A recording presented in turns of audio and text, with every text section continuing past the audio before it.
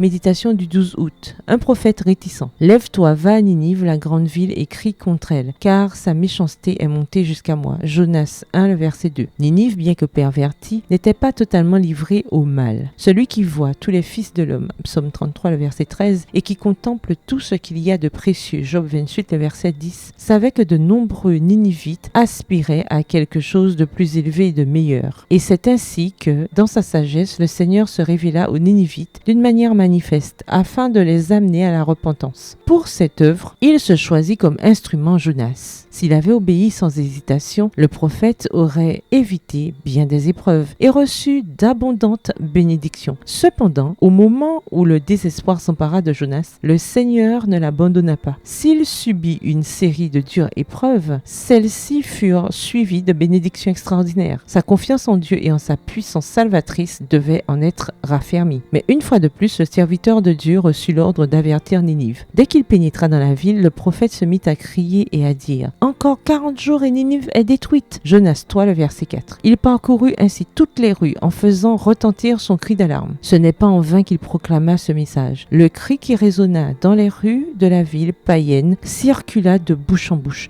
jusqu'à ce que tous les Ninivites eussent entendu l'effrayante nouvelle. L'Esprit de Dieu fit pénétrer profondément les paroles de Jonas dans le cœur de chacun et des foules frémirent à l'idée de leur péché et se repentirent en s'humiliant dans la poussière. Le Dieu d'Israël fut exalté et honoré dans tout le monde païen et sa loi révérée. Malheureusement, peu de temps après cet événement, Ninive devint la proie des nations voisines car elle avait oublié l'Éternel et s'était laissée aller à l'orgueil. Il y a ici une leçon pour les messagers de Dieu de nos jours. Les habitants des grandes villes ont un besoin tout aussi impérieux de connaître le vrai Dieu que les Ninivites d'antan. Il faut que les ambassadeurs du Christ attirent l'attention des hommes sur la cité céleste, dont Dieu est l'architecte et le constructeur. Hébreux 11, verset 10. Jésus-Christ, par ses serviteurs, invite tous les hommes à mettre leur ambition dans la recherche d'un héritage éternel. Texte tiré du livre Prophètes et rois au chapitre 22, aux pages 187 à 193. Bonne soirée, que l'Éternel vous bénisse.